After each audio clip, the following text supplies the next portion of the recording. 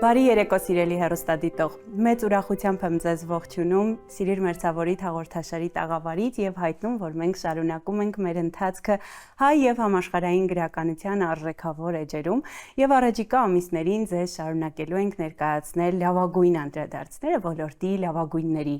մատուցմամբ։ Ես Հասմիկ Ավագյանն եմ եւ ուզում եմ ուղղակի ասել, որ այսօրվա թե թեման, թե հյուրերը շատ նրբորեն են ընտրված, որպեսզի մեր առաջին թողարկումից հենց ձեզ շատ տաք, ջերմ, գրքային ու գարնանային տրամադրություն փոխանցենք եւ սիրով ներկայացնում եմ նրանց հոկեբան եւ ծնողի կողքին հաղորդաշարից մեր սիրելի գործընկերուհի Սիրանուշ Օհանյանը, ողջույն Սիրանուշ ջան, եւ Շավարժ Կարապետյանը, Կարապ աուդիո գրքերի հիմնադիր եւ իհարկե Սիրիր մերձավորիդ հաղորդաշարի արմատում կանգնած մարդ, ողջույն Շավարժ ջան։ Ողջույն Հասմիկ ջան։ Շնորհակալ եմ մեր հրավերն ընդունելու համար։ Իսկ մեր հեռուստադիտողին ուղղակի հայտնեմ, որ այսօրվա թեման հեքիաթներն են։ Միասին բացահայտելու ենք դրանց կարևորությունը եւ իհարկե անդրադառնալու ենք ֆանտաստիկ ֆենոմենալ հեղինակի Անդերսենի հեքիաթներին։ Շավարժ ջան, քեզ հետ սկսենք հենց Անդերսենից, որովհետև այս հեղինակի մասին խոսելիս անկախ ինձնից անընդհատ ասում եմ ֆենոմենալ եւ բոլորս գիտենք համենայն դեպս ոլորտում աշխատող մարդիկ, որ նա նաեւ բանաստեղծություններ ունի գրած, վեպեր ունի գրած, բայց արի ուտես, որ նա հայտնի է առավելապես հենց իր հեքիաթներով, դրանց ֆանտաստիկությունը ու ֆենոմենալությունը ուղղակի աննկարագրելի է եւ ուզում եմ քո անդրադարձը հենց այս կետին, քանի որ գիտեմ, որ նաև Անդերսենը քեզ համար շատ կարևոր հեղինակ է։ Դե Անդերսենը, այո, շատ հայտնի հեղինակ է, աշխարհի top հայտնի հեղինակներից, աշխարհի 10 ամենաթարգմանված հեղինակներից մեկը, շուրջ 125 լեզվով թարգմանված,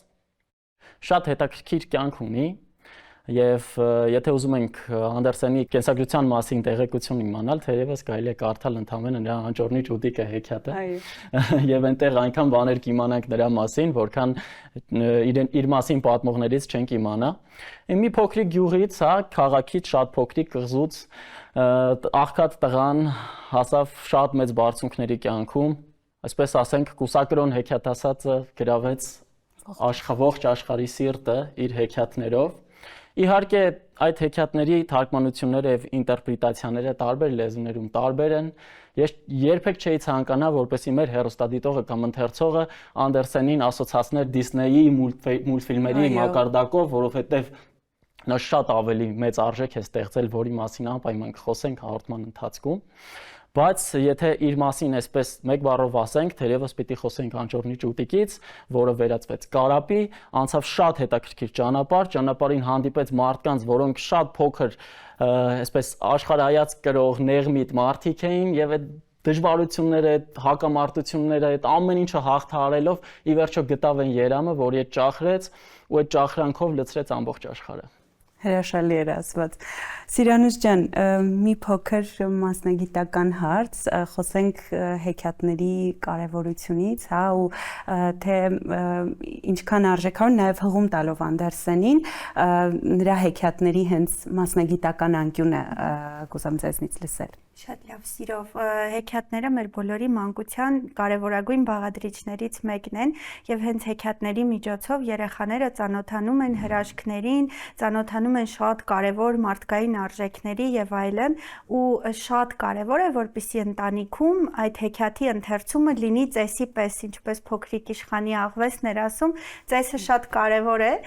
Առանց աղվեսի չկա կյանք։ Իրականում շատ եմ սիրում, չէի կարող մեջբերում չանել։ Շատ կարևոր որպեսզի ընտանիքի անդամներով հավաքվեն, գրքի շուրջ ներկայացնեն ամբողջ ասելիքը հեքիաթի ու շարունակելով միտքը ուզում եմ ասել, որ հենց Անճոռնի ճուտիկը լավագույն օրինակներից մեկն է, թե ինչպես կարելի է օրինակ երեխային բացատրել, որ եթե շրջապատում ինչ որ ձևով չեն ընդունում իր արտաքինը կամ իր անձնային որակները, դա դեռ չի նշանակում, որ ինքը որևէ թերի բան ունի։ Հավանական է, որ նա չի գտնվում այն միջավայրում, որտեղ ինքը ինչպես արդեն ասվեց, կարող է ճախրել եւ այդ միջավայրն է շատ դեպքերում մեզ թևեր տալիս կամ կոտրում մեր թևերը։ Հեքիաթը օգնում է նաեւ մեզ, որպեսզի մենք ծանոթանանք չարի եւ բարու գաղափարին։ Երեխաները հասկանում են, որ բարին ի վերջո հաղթում է իրենց օրինակով, հեքիաթում հերոսի օրինակով տեսնում են, որ ցանկացած անելանելի իրավիճակից միևնույն է կա ելք ու ինչու՞ չէ նաեւ օգնում են, որպեսզի ընտանիքի ներսում հարաբերություններն ավելի մտերիմ դառնան, հուզական կապն ամրապնդվի եւ այլն։ հեքիաթ ընթերցող ընտանիքներում միշտ ամեն բան մի հարթակ ավելի բարի է, չէ՞։ Համաձայն եմ, իհարկե։ Շավարժ ջան, կարապին, անճոռնի ճուտիկին եւ կարապին հղում տվեցիր, չեմ կարող չասել, ինչ որ անդրադարձ ամեն դեպքում ունեցել է այս կետը կարապի անվան ընտրության հարցում, սա ուղղակի փոքրիկ հարց եւ շարունակենք։ Կարծում եմ ենթագիտակցական մակարդակում անպայման այդ ամեն դեպքում Անդերսենի հեքիաթներում կարապները շատ են հիշատակվում ու դրանք հենց ազնվարյուն, թռիչքի գաղափար ինչ մեջ կրող կերպարներ են իհարկե ու մենք համարյա բոլոր նրա հեքիաթներում ինչ որ տեղերում այդ կարապներին անդրադառնում ենք, նույն վայրի կարապները կլինի եւ բավականին այսպես շատ հեքիաթներ ունի։ Եթե հարց ունեք, եթե չէ, ես հենց այս կետով ուզում եմ շարունակենք, որովհետև արժեքավոր հեքիաթներից ենք անընդհատ խոսում, շատ ուզում եմ, որ ինչ որ օրինակներով բացենք սա հեռուստադիտողի համար։ Տեսեք, ես պատահական չասեցի ճիշտն ասած Դիսնեյի եւ Անդերսենի եւ ինտերպրետացիաները, հա, նրա հեքիաթների կամ թարգմանությունները տարբեր լեզուներով, որովհետև այն ինչ որ կկարդաք իրական դաներեն Անդերսենի մոտ, չեք տեսնի թարգմանություններում եւ մուլտֆիլմերում, հա։ Եկեք բարձ համեմատություններով գնանք, որ պատկերացնենք, օրինակ վերցնենք Ջրահարսը, հայտնի Դիսնեյ մուլտֆիլմը, որտեղ աղջիկը Ջրահարսը դեմ է գնում հոր կամքին, չէ, եւ գնում է ոտքերը ստանում ու գնում է արքայազնի հետ երջանիկ է լինում։ Ուրեմն տխրեցնեմ մեր հեռուստադիտողներին, որ բոլորովին կապ չունեն այդ մուլտֆիլմը եւ հեքիաթը իրար հետ, եւ հետաքրքիր մի փաստ ասեմ Ջրահարսի մասին, որ Ջրահարսը ոտքեր եւ այսպես ասած արքայազնի հետ ամուսնություն այնքան էլ չէր ցանկանում նրա համար, որ արքայազնի համար խելքը գնում էր, այլ Ջրահարս ուզում էր հավերժական հոգի ձեռք բերել, որը ջրահարսերը ջրում ապրող, այսպես ասած մարդիկ շակերտների մեջ չէին կարող ունենալ։ Ու իր տատիկի հետ խոսակցությունն այստեղ շատ այսպես խորը եւ տատիկը պատմում է իրենց մասին, ասում է մենք մոտ 300 տարի ապրում ենք, բայց մենք հոգի չունենք, մենք վերածվում ենք փրփուրի եւ այսպես ասած կորսվում ենք, հա, իսկ մարդիկ հոգի ունեն, նրանց հոգին ճիշտ է, նրանք մեզնից քիչ են ապրում, բայց նրանց հոգին հավերժություն ստանալու հնարավորություն ունի ու Ջրահարս ուզում էր այդ հավերժությունը ստանալ։ Ու հետաքրքիր է Ջրահարսը ոնց է վաստակում այդ հավերժությունը, հա, երբ որ պահը գալիս է, որ պիտի ինքը ընտրի իր կյանքը, թե արքայազնի կյանքը, որը ամուսնանում էր եւ իր հետ չէր ամուսնանում, ինքը բնականաբար ընտրում է արքայազնին կյանք տալ, որպեսզի նա երջանիկ լինի եւ վաստակում է այդ հավերժությունը։ Այստեղ տեսնում ենք ու հետաքրքիր է որ ասում են Ջրահարսը շատ վատ ավարտ ունի, որովհետև նա վերածվեց փրփուրի եւ այլն։ Իսկ Անդերսենը գալիս է հակառակը ապացուցելու իր բոլոր հեքիաթներում։ Նա խոսում է ավելի բարձր բաների մասին, գաղափարի, ավելի վերփրկության, վերհավերժության մասին։ Եվ կախված է թե դու ինչ տեսանկյունից ես նայում այդ հեքիաթներին։ Նույն նայենք աղջիկը եւ լուցկիները, որ թվում է թե նրա ամենատխուր հեքիաթն է, հա, որ մեծ ցավ է, բայց ուր է գնում աղջիկը։ Աստծո արքայություն, որն է գլխավոր երջանկության կետը մարդկային։ Այո, իրականում ես մեծ հույս ունեմ, որ մեզ կլսեն եւ այս անկյունից կսկսեն կարդալ, թեկուզ վերընթերցել, որովհետեւ գոնե ինքնանպատակ չլինի մեր այսքան խոսել այս մասին եւ Սիրանուշ ջան, ուղիղ այ անցում Շավարշի խոսքից, նաեւ մեծահասակների անկյունից, հա, հեքիաթները ինչ դեր ունեն, այն նույն աղջիկը եւ լուցկին հրաշալի օրինակ է երևի թե, որովհետեւ սա կարելի է անվանել նաեւ մեծահասակների համար գործ, ոչ միայն փոքրիկների, նույնիսկ ավելի շատ երևի մեծահասակների։ Ես իմ օրինակով ասեմ, այս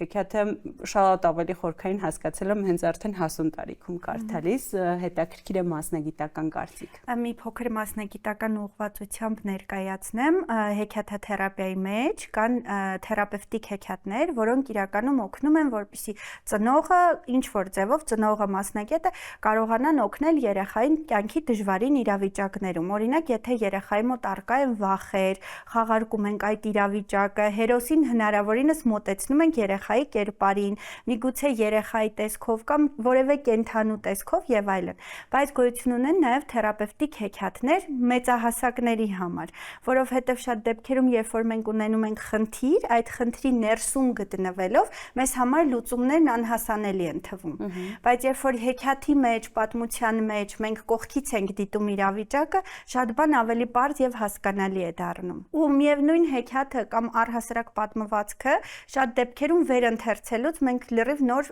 աշխարհ ենք մեզ համար բացահայտում։ Միշտ։ Կոնկրետ իմ դեպքում Նարդոսի սպանված աղավնին 4 անգամ ընթերցել եմ, 4 անգամ մեկ այլ տարբերակով եմ հասկացել։ Նույն Աղջիկը եւ լուցկիները հեքիաթը բնականաբար, ինչպես արդեն նշեցիք, բավականին տխուր է, բայց միևնույն ժամանակ շատ լուսավոր ու դրական ինչ-որ բան է թողում, որովհետեւ շեշտը դնում է ապրած կյանքի, ձեռք բերած դրական օրերի, հիշողությունների վրա, որովհետեւ երբեմն մենք արժեզրկում ենք մեր կյանքը, եթե ինչ-որ բանի կոնկրետ չենք հասնում, բայց մոռանում ենք այն հսկայական ճանապարհը, որն արդեն անցել ենք ու այն հաջողությունները, որ արդեն ունեցել ենք։ Սա լավ օրինակ է, որպեսզի մեծահասակները եւս մոտենալով հեքիաթին ունենան կյանքի վերլուծություն եւ այդ վերլուծության արդյունքում հասկանան, թե որքան դրական ձեռքբերումներ այնուամենայնիվ ունեն կյանքում։ Ինչ որտեղ ձգտումներ, չէ, այդ վեհարժեքների բնականաբար ոչ մեկս չեն կարող կատարյալին հասնել, բայց այդ վեհ ձգտման առումով հրաշալի հաղորդագրություններ են։ Շնորհակալություն Սիրանուշ ջան, Շավարժ ջան, իմ ձեռքին աշխարհի իմաստուն հեքիաթները գիրքն է, որի ետևում գրված է կազմող Շավարժ Կարապետյան, որն իրականում շատ երկար տարիներ բեսթսելեր է Հայաստանում, որովհետև այստեղ այնքան հրաշալի հեքիաթներ են, ինձ օրինակ ով հարցնում է ինչ հեքիաթներ, միանգամից այս գրքին եմ հղում տալիս։ Այստեղ էլ Անդերսեն կա, ես չեմ հիշի բոլորը, բայց վստահ կարող եմ ասել, որ Վուշը կա այստեղ, ու ես շատ եմ ընթերցում Վուշը փոքրիկների համար ու ինքս էլ անընդհատ վերընթերցում եմ։ Ուզում եմ Վուշից էլ խոսենք եւ նաեւ մի քիչ երկար գուցե լինի, բայց ուզում եմ նաեւ հարցնել ինչ հեքիաթ օրինակ հիմա կազմելու դեպքում կավելացվեր այս գրքում Անդերսենից։ Նախ ասեմ Վուշը այդտեղ ընդգրկվել է, որովհետեւ կնոջը սիրած հեքիաթն է եւ իր ընկերության անունն էլ Վուշ է, եթե նկատել ես, ոնց այդ հեքիաթն է հիմքում։ Ուղղակի Անդերսենը մի փոքր երկար հեքիաթներ ունի, որոնք ես ամենից շատն եմ սիրում, ու իրենք այս գրքում չէին տեղավորվի, հա, եթե այդպես առաջինը կարծում եմ Ջունետ Հագուհին անպայման կընդգրկեի, որովհետև իրես համարում եմ ամենայն դեպս դա Անդերսենի գլուխգործոցը, որովհետև ինքը ֆանտաստիկ ուժ ունի, ներքին ուժ ունի այդ հեքիաթը, ու այդ այն հեքիաթներից է, որ հենց միշտ իր թարգմանություններն ու ինտերպրետացիաները սխալ են արվել հիմնականում, բացատրեմ ինչու, այդ թվում նաև սովետի ժամանակ։ Ուրեմն նախ ինչպես է հեքիաթը սկսում, երբ որ կային գերդայիններ, սկզբից ասում այդ մեծ հայլին, որ ընկնում է, կոտրվում ամբողջ աշխարհով մեկ չարվի ոգիների կողմից, հետո երկու երեխաներն են։ Ինչ են անում այս երեխաները? Երեխաները սաղմոսներ են կարդում Քրիստոս Աստծուն։ Նախ դա հանված է, համատարած հանված է, որտեղ երեխաները սաղմոսներ են կարդում։ Հետո երբ որ կայը արդեն Ջունետ Հագուհու հետ գնում է, Գերդան գնում է կայի հետևից, ամբողջ ճանապարհին Գերդան աղոթքի մեջ է։ Երբ որ որևէ խնդրի է հանդիպում, հայրերն է ասում, խնդիրը կարգավորվում է, երբ որ հասնում է պալատի մոտ, այդ սարցե հրեշները գալիս են իր մոտ, ինքը աղոթքով գնում է, հրեշտակների մի ամբողջ գունդ է իջնում ու հաղթում է։ Կոնկրետ հաղորդագրություն է։ Այսինքն ամբողջ ճանապարհը ինքը անցնում է Աստծո հետ։ Ու համատարած համարյա բոլոր երկրների թարգմանություններում այս ամենը հանված է։ Դա ինչ է նշանակում։ Մուլտում էլ չկա, եթե չեմ սխալվում։ Մուլտում ոչ մի տեղ գոյություն չունի։ Ու հերոսները նույն եթե վայրի կարապներում տեսնեք Էլիզան, ամբողջ ճանապարհին ասում է Աստված ինձ չի թողնի այս իրավիճակում, Աստված ինձ կօգնի աղոթքի մեջ, ու եկեղեցու զանգերի, ղողանջների տակ են կատարվում լիքը իրադարձություններ։ Այսպես ամբողջ ճանապարհը Անդերսենը ցույց է տալիս, որ Աստծով ամեն ինչ հաղթահարելի է։ Ու ինքը չի խոսում ինչ որ հա վերացական Աստծո մասին, խոսքը Քրիստոսի մասին է, ում աղոթում են երեխաները ու ով օգնում է նրանց կոնկրետ իրենց ամբողջ ճանապարհին, ու հենց այդ ճանապարհն էլ անցել է Անդերսենի ամբողջ կյանքում։ Ինձ համար բացահայտում էր անկեղծ ասած, ես ընթերցել եմ հեքիաթները, բայց առաջին անգամ եմ լսում։ Մուլտֆիլմերում էլ չկար այդ։ Այո, այդ ամենը հանված է, ու Անդերսենը հենց այնքան ասոցացված է իր կյանքը իր հեքիաթների մեջ, այդ նույն այդ դրականությունը, այդ նույն սերը, այդ նույն հաղթահարելու ուժը, հա, մարդ, որը երկու անգամ պլատոնական սիրով սիրահարվել է, այդպես էլ չի ամուսնացել, մի փոքր ամոթխած, ինչ հրաշքներ է ստեղծել իրականում, չի կարող չանդրադառնալ իր աշխատանքների վրա, որը հաղթահարում է ամեն ինչ, ամեն դժվարություն, ու այնքան մեծ օրինակ է ոչ միայն մի մարդու համար, այլ ընդհանուր մի ողջ ազգի համար կարող է օրինակ լինել, ինչպես դուրս գալ դժվար իրավիճակներից, լինելով փոքրիկ Այո, փոքրիկ փխրուն աղջիկ եւ այս ողջ պատմությունը ինձ մտածել է տալիս թե ինչու են իհարկե հռետորական է հարցս, ինչու են հանվել սրանք։ Դե բնականաբար տարբեր պատճառներով, հետո երբ որ Կայուն ու Գերդան տուն են վերադառնում, արդեն բավական հասուն են լինում եւ հեքիաթը ինչպես է ավարտվում, տատիկը սուրբ գիրք է կարդում, որտեղ գրված է չեք մտնի երկնքի արքայությունը, թե չլինեք մանուկների պես, եւ Կայուն ու Գերդան նորից ասում են սաղմոսներ։ Եվ այդպես ավարտվում է հեքիաթը։ Մի բան, որը ամենտեղ հանված է պարզ պատճառով, որովհետեւ տարբեր երկրներ ունեն իրենց այո, այսպես ասած, իրենց այո, աստվածները, որոնք եւ մուլտֆիլմերը նախ երևի չեն ցանկանում որպեսի այսպես քրիստոնեական արժեքները տարածվեն այդ միջոցով բնականաբար եւ Անդերսենն էլ իմ կարծիքով շատ կտխրեր ժամանակակից Դանիայի արժեքները տեսնելով բայց նա ինչպես գիտեք համարվում է այո շատ բարձր արժեք Դանիայում եւ ամբողջ աշխարհում ինչ խոսք Սիրանուս ջան մի քիչ էլ խոսենք նրա մասին արդյոք կան հեքիաթներ որոնք պետք չէ առնվազն երեխաների համար կարդալ այս ավարժը մեզ համար ֆանտաստիկ բացահայտումներ է անում Անդերսենից իրականում ահագին նոր բան ենք լսում ուզում եմ մեր հեռուստադիտողը նաև լսի այդ մասին որ երբ այսքան կոչ ենք անում օրինակ Անդերսեն ինչու որովհետև կան չէ հեքիաթներ որոնք օրինակ երեխայի համար այնքան էլ ճիշտ չեն կամ որոշակի տարիքի համար ճիշտ չեն արդեն դուք ավելացնում եք բան եք ասում Հասմիկ ջան որովհետև թվում է թե ցանկացած հեքիաթ ընթերցելիս ինչպես արդեն ասացի ծեսն է կարևոր բայց շատ կարևոր է նաև հեքիաթի բովանդակությունը օրինակ գրիմ եղբայրները ունեն շատ հեքիաթներ որոնք ըստիս նաև մասնագիտական տեսանկյունից նախատեսված չեն երեխաների համար հատկապես նրբազգաց երեխաների համար ու հատկապես այն տարիքում երբ երեխայի երևակայությունը սահմաններ չի ճանաչում այդ հեքիաթները կարող են շատ բացասական հետևանքներ ունենալ որպես այսպիսի մի օրինակ նշեմ միգուցե չկարողանա քնել գիշերը կամ վատ երազներ տեսնի, դա լավագույն դեպքում, այնպես որ ասում են չարյաց փոքրագույնը, ու հետո հեքիաթներն ընթերցելիս ուզում էի որ այդ կետին էլ անդրադառնանք, մի քանի կարևոր չգրված օրենքներ կան, որոնց պահպանումը շատ կարևոր է։ Ու դուք նշեցիք հեքիաթի բովանդակությունը, այո, եթե երեխային ընթերցում են հեքիաթը քնելուց առաջ ու շատ խառը խճճված ինչ-որ սյուժեով, բռնության տեսարաններով կամ վախենալու ինչ-որ պատկերներ նկարագրելով, բնականաբար այդ ամենը երեխայի դեռևս չձևավորված հոգեկան աշխարհի վրա բացասական ազդեցություն է թողնում։ Եվ քանի որ փոքր տարիքում նրանք դեռ չունեն քննադատական մտածողություն, այսինքն այն ամենը, ինչ լսում են, պատկերացնում են հենց այդպես։ Իրենց մոտ կասկած չի առաջանում որ կարող է այդ հրեշն իրականում գոյություն չունի։ Նրանք միգուցե սկսեն այդ հրեշին փնտրել իրենց անկողնու տակ պահարանի մեջ եւ այլն։ Դրա համար շատ կարեւոր է, որպեսզի հեքիաթների աշխարհին ծանոթացնելուց առաջ ծնողները ուշադրություն դարձնեն երեխայի եւ անձնային առանձնահատկությանը եւ տարիքին եւ նաեւ հեքիաթի բովանդակությանը, որպեսզի հեքիաթը ծառայի երեխայի մեջ բարին սերմանելուն, այլ ոչ թե վախերի, կպչուն մտքերի կամ անհանգստության պատճառ դառնա իրենց համար։ Եվ շատ ուղիղ անցում այստեղից